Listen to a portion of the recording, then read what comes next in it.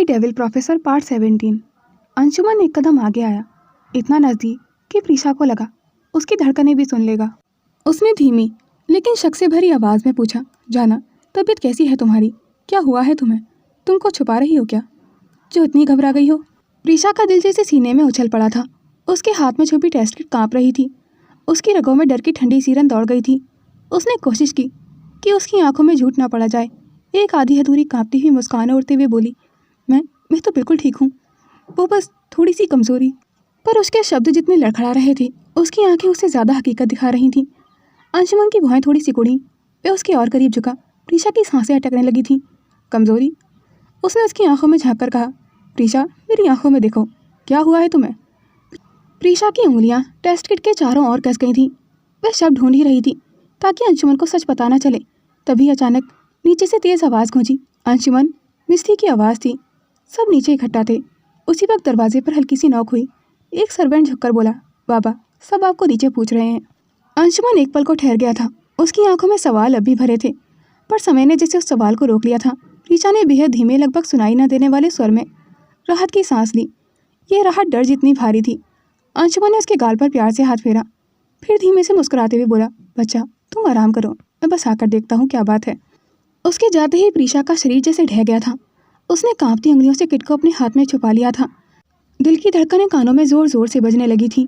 अंशुमन के जाते ही दरवाज़ा बंद हुआ और कमरे में बस प्रीशा की तेज़ सांसों की आवाज़ बची थी। उसने कांपते हाथों से जल्दी से टेस्ट किट निकाली। दिल इतनी ज़ोर से धड़क रहा था कि लगा अभी बाहर छलांग लगा देगा। उसने आंखें कसकर बंद की, धीरे धीरे खोली। सिर्फ एक लाइन, नेगेटिव। नेगेटिव रिजल्ट देखकर एक पल को प्रीशा की दुनिया जैसे रुक गई थी। उसके चेहरे पर उदासी फैल गई थी। उसकी आंखें भर आई थीं, लेकिन उसने आंसुओं को गिरने नहीं दिया था। वह फुसफुसाते हुए बोली, तुम्हें सच में मां नहीं बन रही? एक टीसी उसके दिल में उठ रही थी। उसे गुस्सा आ रहा था अपने ऊपर, किस्मत पर, और थोड़ा सा उस इंसान पर जिससे वह दुनिया मांग बैठी थी, जिसने दुनिया की सारी खुशियाँ उसके कदमों में बिछा दी थी, सिवाय उसकी एक ख्वाहिश के। उसने तमतमाते हुए किट उठाई और डस्टबिन में फेंक दी थी।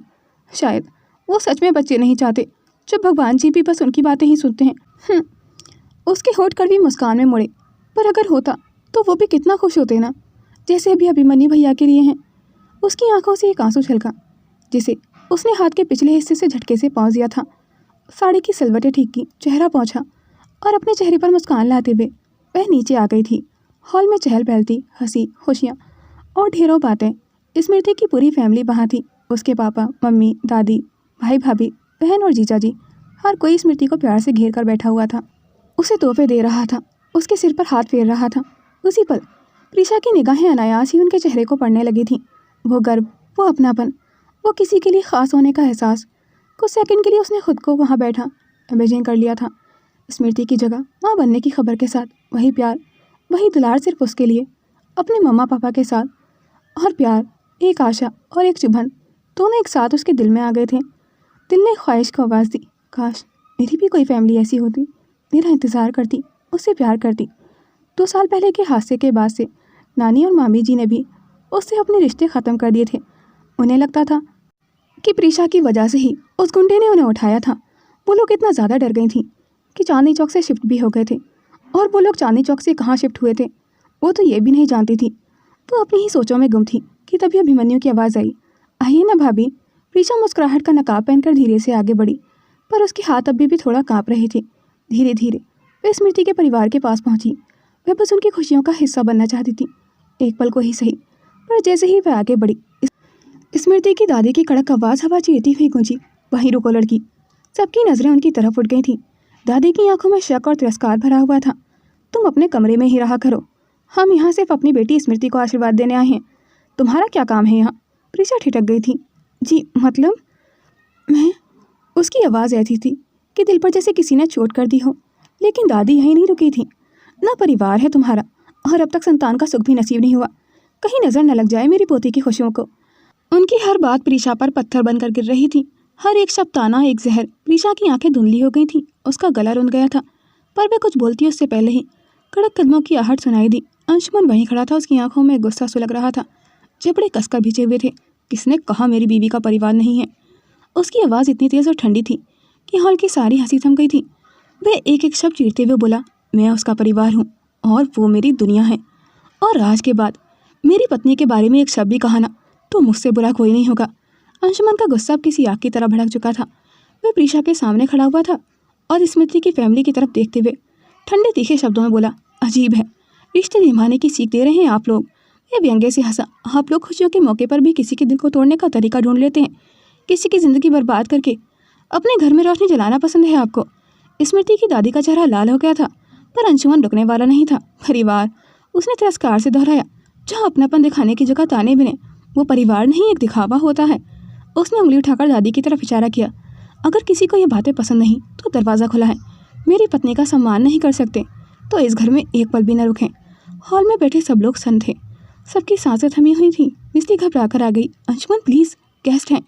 पर उसने उसकी बात पूरी सुनने से पहले ही सीधे प्रीशा की तरफ कदम बढ़ाए। उसके पास जाकर बिना कुछ कहे उसे अपनी बाहों में उठा लिया था।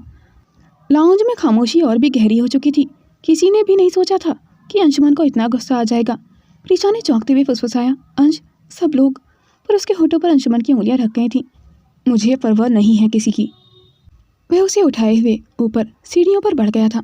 हर कदम जैसे उसकी नाराज़गी की धड़कन था। जाते जाते उसने पीछे मुड़कर कहा, अगर आज के बाद मेरी पत्नी की तरफ किसी ने आंखें भी उठाई ना तो मैं खुद उन आँखों का अहंकार तोड़ दूंगा। उसकी आवाज़ में सिर्फ चेतावनी नहीं, खतरनाक सच था। स्मृति का परिवार अपनी जगह पर जड़ हो चुका था। कोई कुछ बोलने की हिम्मत नहीं जुटा पा रहा था। सीढ़ियाँ चढ़ते हुए प्रीशा की आंखें आंसुओं से भरी हुई थीं। गुस्से से नहीं, डर, शर्म, प्यार, सबका मिला जुला एहसास से। उसने धीमी आवाज़ में कहा, आपने बहुत गलत कर दिया है, सबको दुख पहुँचेगा। अंशुमन रुक गया था और उसे अपने बिल्कुल करीब खींचते हुए बोला, दुख? तुम्हें दुख पहुँचे? ये मैं कभी बर्दाश्त नहीं करूँगा। बाकियों को क्या लगता है, उससे मुझे कोई फ़र्क नहीं पड़ता। उसने उसके आंसू पोंछे, लेकिन नज़रें अब भी सख्त थीं। तुम मेरी बीवी हो और अगर दुनिया तुम्हें नीचा दिखाएगी तो मैं दुनिया को नीचे कर दूंगा। प्रीशा का दिल धड़क उठा था, पर उसके चेहरे पर उलझन साफ थी। कैसे? अगर आप ऐसे ही गुस्सा करते रहे तो सब मुझसे और आपसे दूरी बनाने लगेंगे। और अगर आपकी बात से नाराज़ होकर स्मृति ने अपने बेबी को लेने से मना कर दिया तो? अंशुमन ने इसके बाल पीछे करते हुए धीरे लेकिन भारी स्वर में कहा, तो ना हाथ लगाने दे। मुझे सिर्फ तुम चाहिए, बाकी किसी की मुझे परवाह नहीं। कमरे का दरवाज़ा बंद होते ही ऊपर लगी चांदनी लाइट की रोशनी प्रीशा के आंसुओं पर पड़ने लगी थी। वो अंशुमन की बाहों से उतरकर थोड़ा दूर हट गई थी। उसकी आवाज़ कांप रही थी। आपको पता भी है अभी आपने क्या किया है? अंशुमन ने शांत दिखने की कोशिश की, लेकिन उसका गुस्सा अभी चेहरे पर तैर रहा था। हाँ, अपनी पत्नी के सम्मान की रक्षा की है मैंने। प्रीशा ने सिर हिलाया। उसकी आंखें लाल थीं। नहीं, वह उनकी तरफ मुड़ी, करीब आकर धीमे उदास चेहरे के साथ बोली, मैं तो सिर्फ उनकी खुशी का हिस्सा बनना चाहती थी, लेकिन आपने सबके सामने मुझे वजह बना दिया है उनकी नाराज़गी की। अंशुमन ने गहरी सांस ली। उसकी आंखों में वही पजेसिव झलक थी। अगर किसी की खुशी तुम्हें नीचे दिखाने पर टिकी है तो मुझे ऐसी खुशियाँ नहीं चाहिए। तुम्हें समझ क्यों नहीं आता? प्रीशा ने उसके सीने पर हल्का सा धक्का दिया। पहली बार उसने यूँ छुआ था अंशुमन को। आप समझ क्यों नहीं रहे हैं? मुझे भी बेबी चाहिए, सिर्फ आप नहीं। वो बोलते बोलते टूट गई थी। अंशुमन की आंखों में हल्का सा दर्द था। प्रीशा की आंखों से आंसू बह निकले थे। मैं काफ़ी सालों तक अकेली रहती आई हूँ, अब नहीं चाहती कि फिर से सब मुझसे दूर हो जाएं। आप क्यों नहीं समझते? अंशुमन कुछ पल चुप रहा। उसके भीतर का तूफान और भी तेज होता जा रहा था। धीरे धीरे वह धीमी आवाज़ में बोला, अगर तुम्हें मुझसे भी दूर रहना पड़े तो उस बच्चे के लिए। प्रीशा ठिठक गई थी। उसने उसकी आंखों में देखा। वहाँ एक डर था कि कहीं ये प्यार उसकी वजह से टूट ना जाए। वह फुसफुसाई, मैंने ये भी तो नहीं कहा ना। अंशुमन आगे बढ़ा, उसके गाल थामकर बोला, तो याद रखना, मैं किसी को भी तुम्हारे और मेरे बीच नहीं आने दूंगा, चाहे वो अपना हो या पराया। प्रीशा नाक सिकुड़ते हुए मन ही मन बोली, अगर आज मैंने भी नहीं जान लिया ना कि आपको बेबी क्यों नहीं चाहिए तो मेरा नाम भी प्रीशा अंशुमन राजदान नहीं। नीचे हॉल में स्मृति की दादी बुरी तरह क्रोधित थी। वह मुट्ठियाँ भीजते हुए कांपती आवाज़ में बोली, देखा, देख लिया आज हमने इस घर में हमारी और स्मृति की क्या इज्जत है। उन्होंने स्मृति के माथे पर प्यार से हाथ रखा और जहर खुले शब्दों में बोली, हमारी पोती की खुशियों पर भी अब इस पराई चुड़ैल की नज़र पड़ गई है। अभिमन्यु ने झट से बीच में रोका, दादी। पर दादी रुकने वाली नहीं थी, दामाद जी। उनकी नज़रें तीखी होकर अनिकेत अभिमन्यु के पिता पर टिक गई थी। आपके होते हुए इतना बड़ा अपमान हो गया है हमारा और आप चुप खड़े रहे। क्या इस घर में हमारी स्मृति की कोई जगह नहीं है? मिस्टी आगे आई, उसकी आवाज़ कांप रही थी। आजी प्लीज़, प्रीशा इतनी प्यारी बच्ची है, हर किसी की खुशी में बस थोड़ा ज़्यादा खुश हो जाती है। और आपने। लेकिन तभी अभिमन्यु धीमे पर सख्त अंदाज में बोला, बड़ी माँ सही कह रही हैं, जितना दादी ने उन्हें बेइज्जत किया है, अगर इतना कोई स्मृति से कहता तो मैं भी यही करता। सबकी निगाहें एक साथ अभिमन्यु पर थी। स्मृति ने हैरानी से अपने पति को देखा। उसे उम्मीद नहीं थी कि वो उसके घर वालों के खिलाफ इतना बोलेगा। नीचे माहौल तनाव से भरा हुआ था, वहीं दूसरी तरफ ऊपर के कमरे का माहौल बिल्कुल उलट था। अंशुमन उसके आंसू पहुँचते पहुँचते उसे अपने सीने से लगाना ही चाहता था कि तभी प्रीशा ने उसे सोफे पर धक्का देकर अचानक उसके घुटनों पर बैठ गई थी। अंशुमन उसकी इस हरकत पर चौंक गया था। अरे ये क्या? उससे पहले ही प्रीशा ने उसकी शर्ट का कॉलर पकड़ लिया था। आंखें छोड़ी, चेहरा गुस्से और झुंझलाहट से भरा हुआ था। फिर उसने अपने बालों में लगी हुई पेन निकाली और ऐसे पकड़कर उसके गले के नीचे रखी जैसे ये कोई गन हो, जैसे उसे अंशुमन ने डराया था पहली बार। आवाज़ पूरी इंस्पेक्टर स्टाइल में थी उसकी। जवाब दीजिए मिस्टर हबी, आपको बेबी क्यों नहीं चाहिए? अंशुमन ने उसके हाथ पकड़ने की कोशिश करते हुए कहा, बच्चा ये क्या ड्रामा है? लेकिन प्रीशा ने उसके हाथ अपनी हेयर बैंड से लॉक कर दिए थे। साइलेंस। उसने आंखें तिरछी करते हुए कहा, मेरी बात का जवाब दीजिए। अगर आप हर किसी से ऐसे झगड़ा करेंगे तो कोई भी मुझे अपनी बेबी से खेलने नहीं देगा। उसने बड़े नाटक के अंदाज में आंखें गोल करते हुए कहा, पूजा तो पहले से ही मुझसे ऐसे दूर रखती है अबीर को जैसे मैं उसके बेबी बॉय को बीएफ बना लूँगी। और मुझे अच्छे से पता है आप उसको आंखें दिखाते हैं जब भी वो अबीर को मेरे पास लाती है। अंशुमन एक पल को अपनी हंसी रोक नहीं पाया था, पर प्रीशा ने पेन गन उसकी ठुड्डी पर टिकाई हुई थी। हंसिए मत, मैं सीरियस बात कर रही हूँ। वह उसका चेहरा और करीब खींचकर फुसफुसाई, बताइए आपको बेबी क्यों नहीं चाहिए? क्योंकि आप बुढ़े हो इसलिए? अंशुमन शॉक्ड हो गया था उसकी बात सुनकर। व्हाट? मैं और बुढ़ा? मैं सिर्फ 34 का हूँ और तुम मुझे बुढ़ा कह रही हो? प्रीशा ने नाक सिकोड़ते हुए कहा, तो मेरी उम्र तो सिर्फ 22 है ना, तो उस हिसाब से तो आप बुढ़े हुए ना। अंशुमन ने उसकी कमर पकड़कर उसे अपनी और पास खींच लिया था। बहुत ही धीमी और भारी आवाज़ में उसके कान में सरगोशी करते हुए बोला, तो फिर ये 22 की बच्ची बिना सोचे समझे मेरे इतने करीब क्यों है? हाँ? प्रीशा का दिल एक सेकंड को रुक गया था, पर वह फिर से उसकी बातों में आकर ये टॉपिक छोड़ने वाली नहीं थी।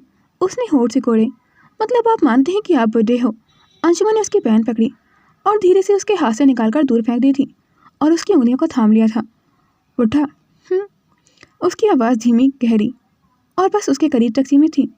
तो फिर इस बुढ़े के दिल की धड़कन तुम इतनी तेज़ क्यों कर देती हो? प्रीशा की सांसें अटक गई थी। वह पीछे हटने वाली थी, लेकिन उसकी कमर पर उसकी पकड़ और मजबूत हो गई थी। अंशुमन ने अपनी नाक से उसके गाल को हल्का सा छुआ, इतना हल्का जैसे उसकी सांसें भी उसे छू लें। तुम जानती हो, उसने फुसफुसा कर कहा, मुझे बच्चे नहीं चाहिए, कभी भी नहीं। प्रीशा ने आंखें झपकाई, लेकिन क्यों? मुश्किल से आवाज़ निकली थी। अंशुमन ने हल्की मुस्कान के साथ उसकी ठोड़ी ऊपर उठाई, क्योंकि मैं तुम्हें अकेले प्यार करना चाहता हूँ। मैं चाहता हूँ कि तुम्हारे प्यार पर सिर्फ मेरा हक हो। प्रीशा उसकी ये बात सुनकर शर्म से पलकें झुका गई थी, लेकिन उसकी मुस्कान छिप नहीं पाई थी। अंशुमन ने उसके माथे से लेकर उसके कान तक धीरे धीरे अपनी उंगलियां चलाईं, मानो हर इंच को याद में उतार रहा हो, और वो उसके होठों से कुछ दूरी पर रुककर बोला, मेरी 22 साल की बच्ची पहले मेरे साथ लव स्टोरी को अच्छी तरह से जी ले। मैं अपनी बीवी का प्यार किसी के साथ नहीं बांट सकता, चाहे वो हमारा बच्चा ही क्यों ना हो। अंशुमन की सांसें उसकी सांसों में उलझ चुकी थीं, दिल जैसे पिघल गया था। प्रीशा ने हल्की सी हंसी दबाते हुए कहा, पर अगर बाद में मिस्टर हिटलर को मन हुआ कि उन्हें कोई डैडी बुलाए तो? अंशुमन ने उसकी कमर और करीब खींचकर फुसफुसाया, डैडी। अंशुमन के चेहरे पर स्मृक आ गई थी। मेरी 22 साल की शैतान मुझे हर रात हबी कहती है, अगर मन हुआ तो डैडी भी बुरा ऑप्शन नहीं है। प्रीशा की आंखें फैल गई थीं। प्रीशा ने तुरंत अपनी हथेली उसके मुंह पर रख दी थी। एकदम गंदे हो आप, मैं क्यों बोलूँ ऐसा? अंशुमन ने जरा सी गर्दन तिरछी की, उसकी आंखों में शरारत चमक रही थी। क्योंकि तुम्हें अच्छा लगेगा। वह उसकी पकड़ से निकलने की कोशिश करने लगी थी। नहीं लगेगा, बिल्कुल भी अच्छा नहीं लगेगा मुझे। और आप? उसने उसे घूरकर कहा, आप वाकई बुढ़े हो गए हैं। एजिड लोग ही इस उम्र में ऐसे ही बेहुदा मजाक करते हैं। अंशुमन ने तिरछी नज़रों से उसे देखते हुए कहा, ओह, लगता है जाना भूल गई हैं कि उनके पति। प्रीशा ने फिर से उसके होठों पर हाथ रख दिया था। छी। और वह उसके सीने पर उंगली से हल्का सा धक्का देते हुए बोली, आप बुढ़े हैं, मेरी उम्र के लड़के तो ऐसे क्यूट रोमांटिक लाइंस बोलते हैं, यू आर माई प्रिंसेस, और आप आज भी मुझे स्टूडेंट की तरह ही ट्रीट करते हैं। अंशुमन ने तुरंत उसका हाथ पकड़ लिया था। अच्छा। वे बेहद करीब झुककर फुसफुसाया, तो फिर ये प्रिंसेस अभी मेरे सीने पर हाथ रखकर क्यों खड़ी है? प्रीशा चौंक कर पीछे हटना चाहती थी, पर उसके करीब होने का नशा उसे वहीं रोक गया था। अंशुमन ने उसकी आंखों में झांकते हुए कहा, सुनो, अगर उम्र का हिसाब इतना ही लगाना है ना। उसने उसकी कमर पर पकड़ कसी और बोला, तो तुम 22 की हो और हर रात मुझे चैन से सोने भी नहीं देती। मैं वह फुसफुसाते हुए बोली, मैं क्या करती हूँ? अंशुमन की आवाज़ बहुत धीमी और मधोशी से भरी हुई थी। तुम सांस लेती हो। उसने उसके गाल पर अपनी नाक रगड़ी। यही काफ़ी है मुझे पागल करने के लिए। आदत हो तुम मेरी। प्रीशा की धड़कन जैसे फिसल गई थी। एक पल के लिए सब कुछ शांत हो गया था। बस दोनों की सांसें एक दूसरे से टकरा रही थीं। प्रीशा ने धीमे से होठ दबाए, तो फिर मान लीजिए कि मुझे भी आपकी यही आदत लग चुकी है। अंशुमन ने उसे अपनी बाहों में समेटते हुए फुसफुसाया, और ये आदत कभी छूटने नहीं दूंगा मैं। उसने उसकी नाक पर एक प्यारी सी किस की, फिर उसके होठों की तरफ बढ़ा, और ठीक उसी वक्त दरवाजे पर किसी ने जोर से खटखटाया। दोनों चौंक कर अलग हो गए थे। प्रीशा ने तुरंत अपनी पल्लू को ठीक करते हुए आंखें गोल की। कौन है? अंशुमन उसकी उंगलियां पकड़कर दरवाजे की तरफ बढ़ा। दरवाजे पर खड़ी स्मृति का चेहरा झुका हुआ था। आंखों में संकोच और हाथ में मिठाई थी। भाभी, उसकी आवाज़ धीमी थी, अभी ने मुझसे कहा है कि आकर आपसे माफ़ी मांगो। दादी जी ने जो भी बोला वो गलत था। प्लीज़ मुझे माफ़ कर दीजिए। प्रीशा का दिल तुरंत नरम पड़ गया था। वह मुस्कुराई और आगे बढ़कर स्मृति का हाथ थाम लिया था। अरे पागल, वे प्यार से बोली, मुझे बिल्कुल भी बुरा नहीं लगा। तुम्हारी दादी मेरी भी तो दादी हैं, और दादी आपकी चिंता करती हैं। इसी वजह से कभी कभी बात थोड़ी तीखी हो जाती है। और तुम चिंता मत करो, मुझे उनकी बात का बिल्कुल भी बुरा नहीं लगा। स्मृति की आंखें नम हो गई थीं। आप बहुत अच्छी हैं भाभी, और तुम भी बहुत प्यारी हो स्मृति। प्रीशा ने उसके गाल पर हल्की सी थपकी दी। फिर उसने धीरे से पीछे मुड़कर अंशुमन को आंखों से इशारा किया, आप भी कुछ बोलिए ना। अंशुमन ने हाथ बांधकर स्मृति की तरफ देखा। चेहरा गंभीर, आवाज़ और भी सख्त थी। मुझे माफ़ी मांगनी चाहिए स्मृति। स्मृति उसकी सख्त आवाज़ सुनकर घबरा गई थी। नहीं जेठ जी, मैं तो बस। अंशुमन ने एक पल को प्रीशा की तरफ देखा। उसकी आंखों में साफ लिखा था, मैं और सॉरी बोलूं कभी भी नहीं। फिर उसने नपे तुले शब्दों में कहा, अगर मैंने कुछ कहा हो जिससे तुम्हें बुरा लगा हो तो ध्यान रहे कि आगे से मेरी बीवी की कोई इंसल्ट ना करे, वरना मैं बर्दाश्त नहीं करूँगा। प्रीशा ने अपना माथा थाम लिया था और उसे आंखें दिखाते हुए बोली, ये कौन सी माफ़ी है? अंशुमन ने आंखें छोटे करते हुए फुसफुसाया, मैं सिर्फ तुम्हें सॉरी बोलता हूँ, और वो भी कमी से। प्रीशा ने उसे हल्की सी कहानी मारी। तेवर तो ऐसे दिखा रहे हैं आप जैसे आपकी गलती ही ना हो। माफ़ी मांगिए। स्मृति दोनों को देखकर मुस्कुराने लगी थी। आप दोनों बहुत क्यूट हो साथ में। अंशुमन ने हल्की सी मुस्कान छिपाते हुए गला साफ किया। ठीक है सुनो, वह थोड़ा झुककर स्मृति से बोला, हम एक फैमिली हैं, आप कोई टेंशन नहीं, बस खुश रहो और अपना ख्याल रखो। ये सुनते ही स्मृति की झिझक खत्म हो गई थी। वह प्रीशा को गले लगाकर बोली, भाभी आप तो मेरी बेस्ट सिस्टर हो। प्रीशा ने मुस्कुराकर उसे गले से लगाया, और तुम मेरी पहली छोटी बहन हो। स्मृति हंसते हुए बोली, ठीक है मैं चली, आप दोनों अपनी लव स्टोरी कंटिन्यू कीजिए, और शर्माकर वहाँ से भाग गई थी। दरवाज़ा बंद होते ही अंशुमन ने हाथ बांधकर प्रीशा को देखा। Love story? प्रीशा ने आंखें उठाकर उसे छुड़ाया। हाँ, इंटरव्यू खत्म, अब आगे। अंशुमन उसके करीब आया, धीरे से उसके बाल कान के पीछे सरकाए। ठीक है मैडम, अब हमारा रोमांस कोई नहीं रोकेगा। और उसकी उंगलियां उसकी कमर पर टिक चुकी थीं। फिर से वही धड़कनें, वही गर्माहट। दरवाज़ा बंद होते ही कमरे में फिर से वही माहौल, हल्की रोशनी। उनकी सांसें जैसे फिर से एक लय में चलने लगी थीं। प्रीशा धीरे धीरे पीछे हटने लगी थी। आप फिर से वही शैतानी शुरू मत कर देना। अंशुमन ने एक कदम आगे बढ़ाया। कौन सी? वही वाली। वह शर्म से लाल होकर बोली। अंशुमन ने भौहें उठाई। ओह, तो फिर क्या करना है? वह उसकी कलाई पकड़कर उसे अपने पास खींच लाया था, इतना करीब कि उसके दिल की धड़कनें सीने से टकराने लगी थीं। जानती हो, उसने उसकी आंखों में झांकते हुए कहा, जब तुम शर्माती हो ना तो मुझे तुम पर और हक जताने का मन करता है। प्रीशा ने होठ काटते हुए कहा, तो आप बस मन में ही जताते रहिए। अंशुमन ने शरारत से मुस्कुराते हुए कहा, नहीं, मन में नहीं, यहीं और अभी तुम्हारे सामने। और उसने अपनी उंगलियां उसकी कमर से ऊपर पीठ पर एक धीमी सी लकीर खींचते हुए कहा, मैं नहीं चाहता कि हमारे बीच कोई तीसरा आए, और ये बात तुम्हें बार बार महसूस करवाऊंगा। प्रीशा की सांसें तेज थीं। उसने ज़रा सा हिम्मत बटोरते हुए कहा, तो फिर मुझे भी हक है ना? अंशुमन चौंक गया था। किस बात का हक है तुम्हें? वह धीरे से उसके कॉलर को पकड़ते हुए बोली, आपके दिल पर और आपकी लाइफ पर, और कल आपका बर्थडे है तो आपको एक सरप्राइजिंग गिफ्ट देने का हक। अंशुमन के चेहरे की सख्ती एक सेकंड में पिघल गई थी। उसकी आंखें नरम पड़ गई थीं। उसने फुसफुसाया, तुम्हारा हक। उसने उसे अपने करीब खींच लिया था। उसके होंठ अभी भी उसके होठों को छूने ही वाले थे कि अचानक प्रीशा की सांस अटक गई थी। उसकी आंखें चकरा गई थीं। वे एक झटके से अंशुमन की पकड़ से खुद को दूर करती हुई बाथरूम की तरफ भाग गई थी। प्रीशा, अंशुमन घबरा चुका था उसकी ये हालत देखकर। वह उसके पीछे पहुंचा, दरवाजे के पास उसके कंधे पर हाथ रखते हुए बोला, क्या हुआ है? सांस लो आराम से। पर प्रीशा जैसे उसकी आवाज़ ही सुन नहीं पा रही थी। कुछ सेकंड में उसकी उंगलियां ढीली पड़ गई थीं। अंशुमन ने उसे गिरने से पहले बाहों में थाम लिया था। उसकी धड़कनें तेज थीं और आंखें बंद थीं। प्रीशा, ओह गॉड, आंखें खोलो। उसके चेहरे पर गहरी दहशत थी। वह एक सेकंड भी बर्बाद किए बिना उसे अपनी बाहों में उठाकर हॉस्पिटल ले गया था। कुछ देर बाद प्रीशा हॉस्पिटल के बेड पर थी। वे धीरे धीरे होश में आ रही थी, लेकिन अभी पूरी तरह होश में नहीं आई थी। अंशुमन बस उसकी उंगलियों को कसकर पकड़े हुए डॉक्टर के हर शब्द का इंतजार कर रहा था। डॉक्टर फाइल लेकर कमरे में आई। उसने टेंशन में प्रीशा की सारी रिपोर्ट्स करा दी थी। उसे बार बार उल्टियाँ होने की वजह से उसने उसका अल्ट्रासाउंड भी करवा दिया था, ताकि पता चल सके कहीं लीवर में तो कोई प्रॉब्लम नहीं है। डॉक्टर को देखकर अंशुमन ने गहरी सांस ली। मिस्टर अंशुमन, घबराने की कोई बात नहीं है, डॉक्टर ने सधे हुए लहजे में कहा। आपकी वाइफ बिल्कुल ठीक है और हेल्दी भी। अंशुमन की सांसें जैसे वापस लौटी थी डॉक्टर की बात सुनकर। उसने डॉक्टर को देखते हुए पूछा, अगर रिपोर्ट्स नॉर्मल हैं तो क्या क्या हुआ है इसे? डॉक्टर अवंतिका मुस्कुराई। कांग्रेचुलेशंस, आप पिता बनने वाले हैं। अंशुमन जैसे सब सुनकर भी समझाना हो, ओके, लेकिन वो अचानक बेहोश क्यों हुई थी? इसकी भी तो कोई वजह होगी।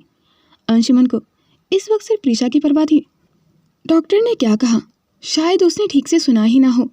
डॉक्टर ने धीरे से प्रीशा की ओर देखते हुए कहा, शी इज़ 4 मंथ प्रेग्नेंट, तो इस वक्त में ऐसा होना नॉर्मल है। अंशुमन के माथे की लकीरें और गहरी हो गई थी। व्हाट यू से? अंशुमन की आंखें अविश्वास से फैल गई थीं। 4 मंथ? उसकी आवाज़ धीमी लेकिन कांपती हुई थी, जैसे किसी ने उसके पैरों तले ज़मीन खींच ली हो। डॉक्टर अवंतिका ने सहज भाव में सिर हिलाया। यस, वो 4 महीने की प्रेग्नेंट है। काफ़ी स्ट्रेंज बात है कि आपको पता ही नहीं चला। एक पल के लिए कमरे में गहरी खामोशी छा गई थी। अंशुमन के दिमाग में पिक्चर की तरह पिछले कुछ महीने घूम गए थे। प्रीशा की अचानक चिड़चिड़ाहट, अजीब सी क्रेविंग्स, थकावट और उसके मूड स्विंग्स, सारी बातें जैसे अब जाकर उसे समझ आई थीं। उसने कुछ नहीं कहा, सिर्फ प्रीशा को अपने हाथों में थाम लिया था। हॉस्पिटल रूम में अभी भी वही खामोशी थी। प्रीशा की आंखें धीरे धीरे खुलीं। हल्की सी करवट लेते हुए उसने देखा, अंशुमन एक कुर्सी पर बैठा हुआ था। उसकी निगाहें अल्ट्रासाउंड रिपोर्ट्स पर थीं, पर दिमाग कहीं और बहुत गहरे में खोया हुआ था।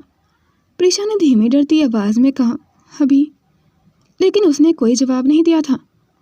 बस एक सेकंड उसे देखा और फिर नजरें फेर ली थी। डॉक्टर अवंतिका ने पास आकर कहा, आप प्रीशा को स्ट्रेस नहीं होना चाहिए, उनकी बॉडी में विटामिन की कमी है। मैंने कुछ और टेस्ट लिखे हैं, आप करा लीजिए। अंशुमन तुरंत उठ खड़ा हुआ था। कैसे हैं? कौन कौन से टेस्ट हैं? अभी करवा दीजिए, मैं सारे फॉर्म साइन करता हूँ अभी।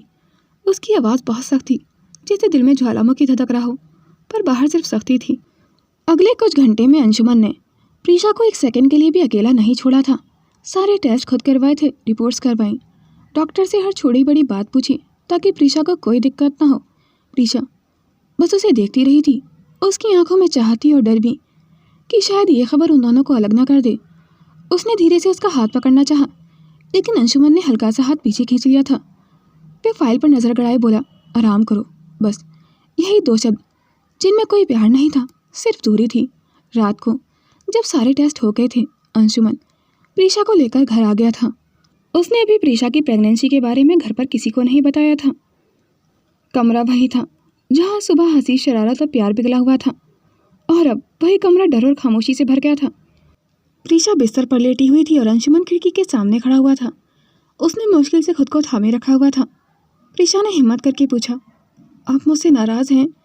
अंशुमन ने आंखें बंद की, सांसें रोकी। काफ़ी देर बाद उसने कहा, सो जाओ। प्रीशा बस इतना ही।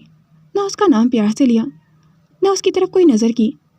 प्रीशा की आंखों में आंसू भर आए थे। वे फुसफुसाई, आपने मुझे एक बार भी नहीं देखा है जब से आपको पता चला है। आप ज़्यादा नाराज़ हैं क्या मुझसे?